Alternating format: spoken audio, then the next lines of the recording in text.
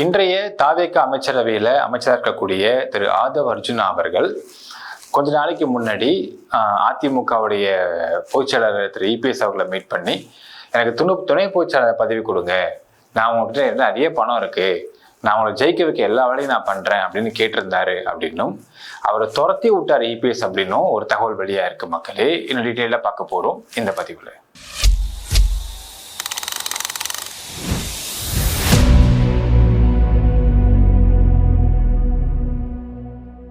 அன்பார்ந்த மக்களுக்கு வணக்கம். நான் உங்கள் கார்த்திக் பிள்ளை and welcome to the K TV.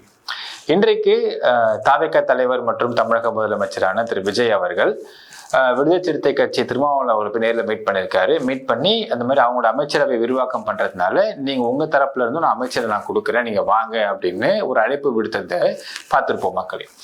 அந்த ஒரு இடத்துல திரு ஆதவ் அர்ஜுனா அவர்கள் வந்து ஒரு பிரஸ் மீட் கொடுக்குறாரு. என்ன கொடுத்திருந்தாரு அப்படிங்கிறது தான் இங்க வேடிக்கை மற்றும் ஒரு பரபரப்புன்னு சொல்லலாம். என்னன்னா கேள்வி கேட்கறாங்க பத்திரிக்காரங்க, சார் குதிரை பேரம் நடத்தினேன்னு சொல்லி குற்றச்சாட்டு வைக்கிறாங்களே, என்ன சொல்றீங்க? அதுக்கப்புறம் சொன்ன வார்த்தை என்னன்னா, திரு சி.வி. சண்முகம் மற்றும் திரு வேலுமணி அவர்களுக்கு அஇஅதிமுக பிஜேபி கூட கூட்டணி வச்சது பிடிக்கல அப்படிங்கிற முதல் ஸ்டேட்மெண்ட். அடுத்தது டிஎம்கே கூட ஏடிஎம்கே கூட்டணி எலெக்ஷனுக்கு ரிசல்ட்டுக்கு அப்புறம் டிஎம்கே கூட ஏடிஎம்கே கூட்டணி வைக்க போறாங்க அப்படின்னு சொன்னதுக்கு அப்புறம் தான் அதிருப்தி இன்னும் அதிகமாகி அதனாலதான் சி.வி. சண்முகம் தரப்பெல்லாம் வெளியே வந்துட்டாங்க. திமுகவுடைய கடைசியில திரு இபிஎஸ் ஐயா பழனிசாமி அவர்கள் சேர்ந்தது வரலாற்று பிழைங்கிறதோட ஒரு தற்கொலைக்கு சமங்கிறது அதிமுக தொண்டர்கள் உணர்ந்திருக்காங்க. மூணாவது ஸ்டேட்மெண்ட், பின்வாசல் வழியா ஆட்சி அமைக்கிறதுக்காக அதிமுக ட்ரை பண்ணாங்க, அதுவும் திமுக கூட்டணி வச்சு வைக்கிறதுக்காக ட்ரை பண்ணாங்க. ஸோ அதனால தான் அவங்க பிடிக்காம வெளியே வந்துட்டாங்களே தவிர எந்த ஒரு அதிகாரத்துக்காக ஆசைப்பட்டோ இல்லை அமைச்சர் பதவிக்கு ஆசைப்பட்டோ அவங்களாம் வெளியே வரல, இதுதான் உண்மை அப்படின்னு பேசியிருக்காரு. அந்த ஃபேக்ஷன்ல இருக்கக்கூடிய சி.வி. சண்முகம் அண்ணன் வந்து அதை லீட் பண்ணாரு. அவர் லீட் பண்ணும்போது சொல்லக்கூடிய தகவல்கள் அவர்கள் அதிகாரத்துக்காகவோ இல்ல அமைச்சர் பதவிகளுக்காகவோ வெளியில வரல. ஸோ இதை குதிரை பேரம் நடத்தினது யாரு அப்படின்ற அடுத்த வார்த்தை தான் ஹைலைட்டு. ஸோ எப்படியாச்சும் தாவேகா வந்து ஆட்சி அமைச்சிடக்கூடாது, ஸோ மக்களுடைய தீர்ப்பை வந்து இங்க செஞ்சிடக்கூடாது, நிறைவேற்றிடக்கூடாது அப்படிங்கிறதுனால திமுக தரப்பும் அதிமுக தரப்பும் தான் குதிரை பேரம் நடத்தி எப்படியாச்சும் இவங்க ரெண்டு பேரும் ஒன்றிணைஞ்சு ஆட்சியை பிடிக்கணும் அப்படிங்கிறது தான் இவங்க பண்ண குதிரை பேரம். குதிரை பேரம் நாங்க பண்ணலங்க, இவங்க தான் பண்ணாங்க. ஸோ இந்த வந்து ஆட்சி பொறுப்போ இல்லை வந்து மினிஸ்டர் பதவிக்கோ ஆசைப்பட்டு சி.வி. சண்முகம் தரப்பெல்லாம் வெளியே வரவே இல்லை. முழுக்க முழுக்க அதிருப்தி அப்படிங்கறத சுட்டி காட்டிருக்காரு மக்களே. திமுக தலைவராக இருக்கக்கூடிய மு க ஸ்டாலின் திரு உதயநிதி அவர்களும் திரு இபிஎஸ் ஐயா பழனிசாமி அவர்கள் தான் 3 பேரும் சேர்ந்துதான் ஒரு ஆட்சியை உருவாக்கணும்னு சொல்லிட்டு குதிரை பேர அரசுல வந்து உருவாக்குனாங்க. இதுதான் பீப்புள் மேண்டேட்டுக்கு எதிரானது.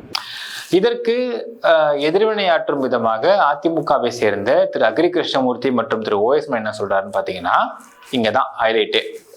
எங்க ஆதவ் அர்ஜுனாலாம் ஒரு ஆளுன்னு அவர் எத்தனை கட்சி மாறி வந்திருக்காருன்னு தெரியுங்களா அப்படின்னு கேட்டாங்க. ஆதவன் அர்ஜுனா எத்தனை கட்சி மாறி வந்தவர்? இப்ப என்னன்னா, முதல்ல 2021 திமுக ஜெயிக்கிற வரைக்கும் ஐபேக் நிறுவனம் வந்து இங்க திமுக ஒர்க் பண்ணி கொடுத்திருந்தாங்க. அந்த சமயத்துல ஆதவ் அர்ஜுனா ஐபேக் நிறுவனத்துக்கு கூட இணைஞ்சு திமுகக்கு கூட இருந்து ஒர்க் பண்ணிட்டு இருந்தாரு அப்படிங்கிறது ஃபர்ஸ்ட் தகவல், எல்லாருக்கும் தெரிஞ்ச தகவல் தான். ஸோ ஐபேக் நிறுவனம் திரு பிரசாந்த் கிஷோர் அவர்கள் எப்படிலாம் ஒர்க் பண்றாரு, எந்த மாதிரி ஸ்டைல்ல ஒர்க் பண்றாரு, ஸோ டிஜிட்டலா எப்படி வந்து இதுல இம்பாக்டை ஏற்படுத்துறதுக்கு அவர் முயற்சி பண்றாரு, எப்படிலாம் அதுல வந்து ஒர்க் ப்ராசஸ் இருக்கு அப்படிங்கிறத கொஞ்சம் தெரிஞ்சுக்கிட்டு, இப்ப இவர் வந்து மார்ட்டினோட மருமகன் இல்லைங்களா, இவருக்குன்னு ஒரு பெரிய பாரம்பரியம்லாம் கிடையாது. ஸோ மார்ட்டின் மருமகனா இருக்கிறதுனால சொத்து அதிகமா இருக்கு, பணம் அதிகமா இருக்கு அப்படிங்கிற காரணத்தினால திமுகலேயே ஒரு முக்கியமான பொறுப்பென கொடுங்க, நான் இதை ஃபுல்லா பாத்துக்கிறேன், ஒரு ஐபேக் மாதிரி நான் ஒன்று உருவாக்கி நான் திமுக எல்லாம் பண்ணித்தரேன் அப்படிங்கிற மாதிரி கேட்டிருந்தாரு. ஒரு முக்கியமான பதவியும் பொறுப்பும் கேட்டிருந்தவனால தான் அந்த இடத்துல இருந்து துரத்தி விடப்பட்டவர் தான் ஆதவ் அர்ஜுனா அப்படிங்கிற தகவல் இங்க. ஸோ அதற்கு பிறகுதான் பெண் அப்படிங்கிற நிறுவனத்தை திரு சபரீசன் அவர்கள் உருவாக்குனாரு அப்படிங்கிறதும் கூடுதல் தகவல். அதை முடிச்சுட்டு அங்கிருந்து அவர் நேராக வந்து எங்கன்னு பார்த்தீங்கன்னா அஇஅதிமுக வந்திருக்காரு. அங்க திரு இபிஎஸ் அவர்களை மீட் பண்ணி, சார் நான் உங்களுக்கு வந்து ஐபேக் நிறுவனத்தில் ஃபுல்லாக நான் பார்த்துருக்கேன், எப்படி பண்ணுவாங்கன்னு நான் தெரியும் எனக்கு. ஸோ நான் என்கிட்ட பணமும் இருக்கு, எல்லாமே இருக்கு, நான் அதிமுகவை வந்து நான் வின் பண்ண வைக்கிறேன், உங்களை நான் வந்து பெருசா மாத்தி காட்டுறேன், ஸோ நீங்க எனக்கு வந்து துணை பொதுச்செயலாளர் பதவி எனக்கு கொடுங்க அப்படின்னு கேட்டதாகவும், தம்பி நீங்க கிளம்புங்கப்பா அப்படின்னு அவரை துரத்தி விட்டதாகவும் ஒரு தகவல் அடுத்தது. அங்கிருந்து கிளம்பி இவர் போனது எங்க தெரியுங்களா? விடுதலை சிறுத்தை கட்சிக்கு போனார். என்ன இவருன்னா, விசிகேவும் திமுகவும் கூட்டணி, இந்த கூட்டணியில விரிசலை உருவாக்கணுன்றதுக்காகவே இவர் போன கட்சி தான் விசிகே. அங்க போயிட்டு இதே மாதிரி பேசி அங்க வந்து மது குடிப்பு மாநாடு மது ஒழிப்பு மாநாடு ஒன்று நடத்தினாங்க. ஏன்னா அது அப்படிதான் சொல்லணும் மக்களே. ஏன்னா அந்த இடத்துல மது ஒழிப்பு மாநாடு நடத்துறாங்க. ஆதாரபூர்வமா அங்க வந்து எத்தனை விசிகே ஆட்கள் வந்து மது குடிச்சிட்டு வந்திருந்தாங்க அப்படின்றதெல்லாம் வந்து பட்டவர்த்தையா வெளியாயிட்டு இருந்துச்சு. ஸோ அது மது குடிப்பாடா அது மது ஒழிப்பானான்றது சந்தேகம் வந்து போச்சு மக்களுக்குன்ற வச்சுக்கோங்களேன். அங்க அந்த மாநாட்டுக்கு செலவு பண்ண காசா இருக்கட்டும் எல்லாமே ஆதவர்ஜம் பண்ணது அப்படிங்கிறது அப்ப வெளியாச்சு, விஷயங்கள்லாம் தகவல்லாம் வெளியாச்சு. அங்க வந்து அவர் கொடுக்கப்பட்ட ஒரு பொறுப்பு துணை பொதுச் செயலாளர். அங்க நிறைய டிஸ்பியூட்ஸ், இவர் வந்து கட்சியை கேப்சர் பண்ண ட்ரை பண்ணாரு அப்படிங்கிற ஒரு குற்றச்சாட்டுனால அங்கிருந்து துரத்தி விடப்பட்டவர் தான் ஆதவர்ஜனம். அடுத்தது அவர் போன கட்சி வந்து தாவேகா.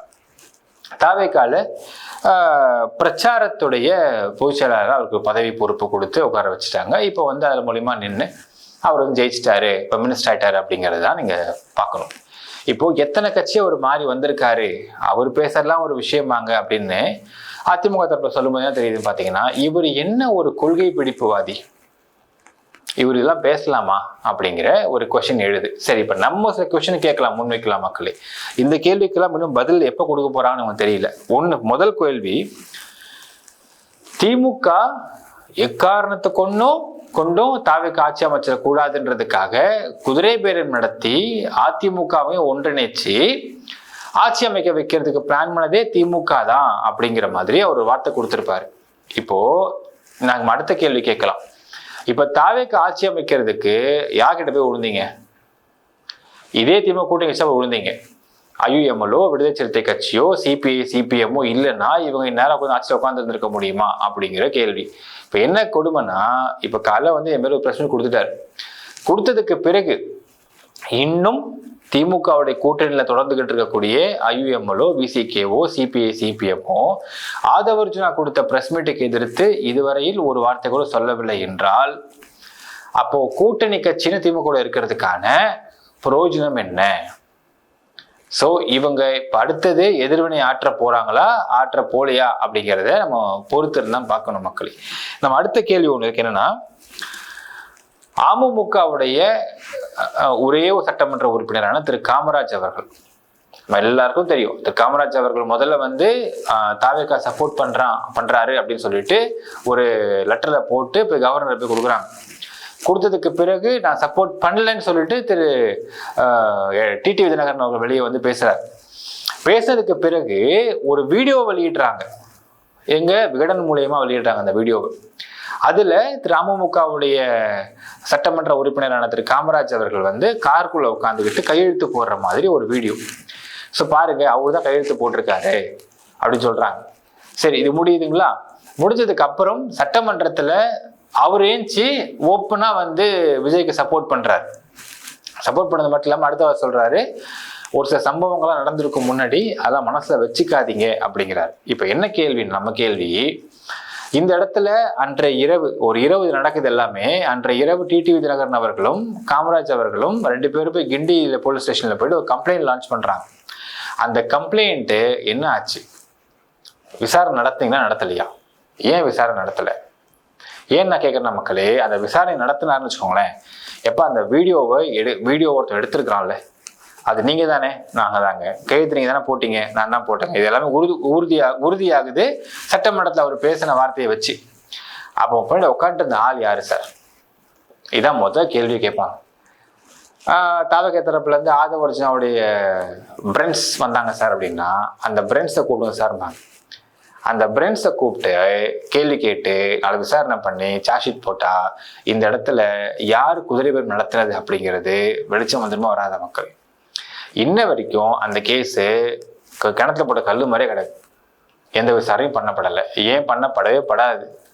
ஏன்னா திரு விஜய் அவர்கிட்ட தானே வந்து உள்துறை இருக்கு, எப்படி பண்ணுவாங்க அப்படிங்கிற கொஸ்டின் இருக்கு.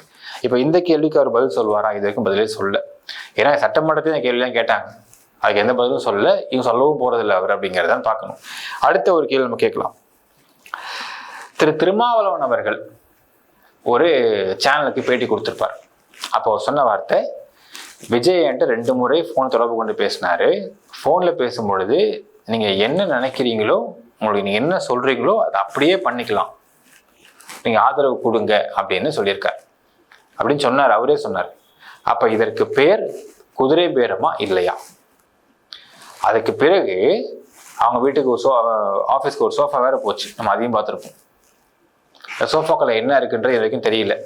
இன்னொரு விஷயம் வேற சொல்றாங்க மக்களே, இது வந்து ஹியர் சேவா வருது. என்னன்னு பார்த்தீங்கன்னா, திரு ராகுல் காந்தி அவர்கள், காங்கிரஸுடைய தலைவர் வந்து அதிருப்தியில் இருக்காராம் தாவேகா மேல. ஏன் அதிருப்தி அப்படின்னு கேட்டா, ஏங்க திமுக கூட்டணி கட்சியில் இருக்கக்கூடிய வந்து விசிகாக்கா இருக்கட்டும், அதிமுக இருக்கக்கூடிய சிவி சண்முகமா இருக்கட்டும், அவங்களுக்கெல்லாம் வந்து சோஃபா கொடுத்துருக்குறீங்க, சோஃபாக்குள்ள ஸ்வீட் பாக்ஸ் இருக்குலாம் சொல்றாங்க. நீங்க ஆட்சி அமைக்கிறதுக்காக வந்து நீங்க ரிசல்ட் வந்ததுமே கூட்டணியில இருந்து சொல்லாம கொள்ளாம திடுப்புன்னு ஓடி வந்து அவங்க கூட இணைஞ்ச காங்கிரஸ் கட்சிக்காரங்க இவங்க எங்க சார் சோஃபாவே தரல? சரி, சோஃபா கூட தர வேணாம், அட்லீஸ்ட் ஒரு டேபிள் சேரை தரலாம்ல, எங்க ஸ்வீட் பாக்ஸ் தான் இல்லையா அப்படிங்கிற அதிருப்தியில் இருக்கிறாராமா காங்கிரஸ் தலைவர் ராகுல் காந்தி அவர்கள். அப்படிங்கிற மாதிரிலாம் தகவல்லாம் இப்போ வெளியாயிட்டு இருக்கு மக்களே. ஸோ இப்போ இந்த ஃபோன் காலில் நீங்கள் பேசின வார்த்தைகள் குதிரை பேரமா இல்லையா அப்படிங்கிற கொஸ்டின் இருக்கு. அடுத்தது சிவி சண்முகம் அவர்கள் சொல்றதுக்கு, அதாவது என்ன அதிருப்தின்னு சொல்றாருன்னா, பாஜக கூட கூட்டணி வச்சதுலேருந்தே அதிருப்தியா இருக்காரு அப்படிங்கிற ஸ்டேட்மெண்ட் ஆதவ அர்ஜுனா விட்டுருக்கிறாரு. ஸோ பாஜக கூட கூட்டணி வச்சது அதிருப்தியா இருந்துச்சு அப்படின்னால் அவர் பிச்சுட்டு வெளியே வந்திருக்க வேண்டிய நேரம் எப்போ அப்படின்னால் எலெக்ஷனுக்கு முன்பு. இப்போ எலெக்ஷனுக்கு பின்பு அவர் பிச்சுட்டு வெளியே வராரு அப்படின்னால் அதற்கு காரணம் வந்து பாஜகவுடைய கூட்டணி வச்சதுக்கான எதிர்ப்பா, இல்லை குதிரை பேரமா, இல்லை அமைச்சரவைக்கான ஆசையா அப்படிங்கிறத நான் மக்கள் அனுமானத்துக்கே நான் விட்டுற மக்களே. அதாவது இப்போ என்னன்னா ஒரு விஷயம் இங்க பதிவு பண்ணோம். திரு விஜய் அவர்கள், சரி அவங்க தெரிஞ்ச லாங்குவேஜ் சொல்லுவோம், அப்போதான் அவங்க ஈஸியாக புரிஞ்சுக்க முடியும், கனெக்ட் ஆகும் இல்லைங்களா? அதாவது ஒரு சில படங்கள்லாம் எடுப்பாங்க மக்களே, அந்த படங்கள்லாம் ஓடாதுன்னு கன்ஃபார்ம் ஆகிடும். ஸோ அந்த ஓடாத ஒரு படத்துக்கு பார்த்தீங்கன்னா ஏதாவது ஒரு விஷயத்தை வச்சு ஓட வைக்கணுமேன்னு சொல்லிட்டு ஒரு ஐட்டம் டான்ஸ் இன்க்ளூட் பண்ணுவாங்க. அது ஏன்னா அந்த ஐட்டம் டான்ஸ் தான் மார்க்கெட்டிங் எலிமெண்ட். ஸோ அதே போல் தாவேகா அப்படிங்கிற ஒரு படத்துக்காக ஒரு மார்க்கெட்டிங் எலிமெண்ட்டாக சேர்க்கப்பட்ட நபர் தான் திரு விஜய் அவர்கள்.